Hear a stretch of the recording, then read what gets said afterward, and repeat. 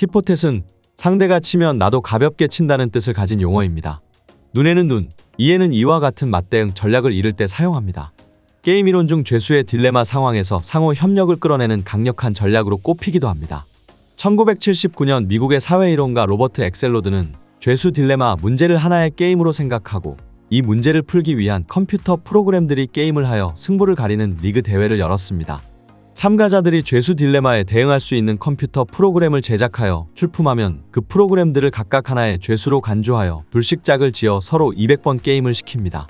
이렇게 한 쌍의 게임이 끝나면 다시 다른 프로그램과 짝을 지어 200번 게임을 하는 식으로 모든 프로그램들이 한 번씩 서로 겨룹니다.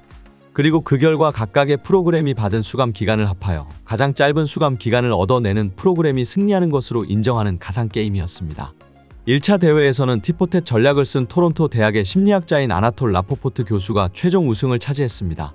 라포포트 교수는 처음에는 협력을 하고 상대가 협력으로 나오면 지속적으로 협력을, 상대가 배반을 하면 그 다음부터는 함께 배반을 선택했습니다. 상대가 다시 협력으로 나오면 그제야 협력으로 돌아서는 전략을 취했습니다.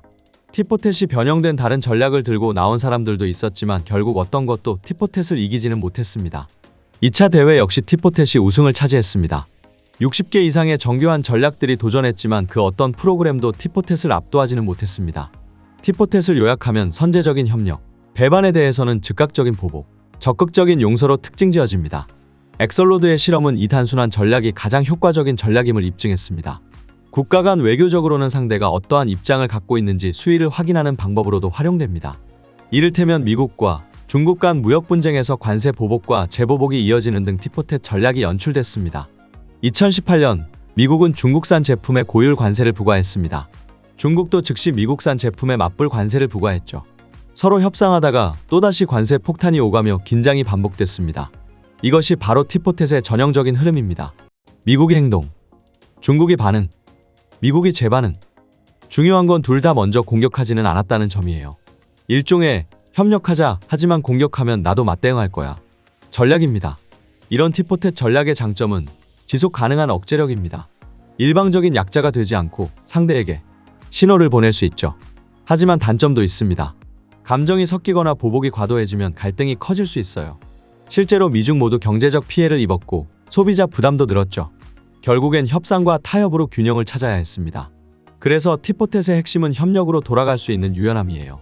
미중 무역 전쟁은 티포텟 전략의 교과서 같은 사례입니다. 오늘 영상이 재밌고 유익하셨다면 좋아요, 구독, 알림 설정 잊지 마시고요. 다음엔 더 흥미로운 경제 이야기로 찾아올게요. 과점 기업들은 가능하면 독점 이윤을 얻고 싶어 합니다. 이를 위해서는 과점 기업 간의 행동 조정이 필요한데 그러나 이것은 쉬운 일이 아닙니다. 카르텔 구성원끼리 협조 관계를 유지하기 어려운 이유에 대해 좀 더 자세하게 살펴보죠. 이 모형은 사람들이 협조 관계를 유지하는 것이 왜 어려운지 설명해 줍니다. 사람 사이에 이루어지는 상호작용의 경제 원리를 이해하기 위해서는 죄수의 딜레마 모형을 공부할 필요가 있습니다. 죄수의 딜레마 모형은 경찰에 체포된 두 피의자에 관한 이야기입니다. 이들을 보니와 클라이드라고 부릅시다. 경찰은 현재 두 사람이 징역 1년형을 받을 비교적 가벼운 범죄에 대해 확실한 물증이 있습니다. 그러나 경찰은 이들이 보다 심각한 은행 강도 범죄를 저질렀다는 심증은 있으나 확실한 물증은 없습니다. 경찰은 보니와 클라이드를 분리된 방에 감금하고 다음과 같은 제안을 합니다. 우리는 지금 당장 너를 1년간 형무소에 보낼 수 있다. 만약 너희 둘이 은행 강도라는 것을 자백하고 다른 방에 있는 네 친구를 주범이라고 증언하면 너는 수사에 협조한 대가로 석방되고 네 친구는 혼자 20년형을 받을 것이다. 그러나 너희 둘 모두 자백을 하면 공범으로 8년씩 살 것이다. 클라이드는 믿을 수 없는 친구야. 보니에게 의리를 기대할 수는 없지. 이 둘이 자신들의 이익만 생각한다면 어떤 선택을 할까요? 다음 그림은 이들의 선택을 보여줍니다. 두 용의자는 두 가지 전략 중 하나를 선택할 수 있습니다. 그러나 이들이 받을 형량은 자신의 선택뿐만 아니라 상대방이 어떤 선택을 하는가에도 달렸다는 점에 유의해야 합니다. 먼저 보니의 선택을 생각해 봅시다.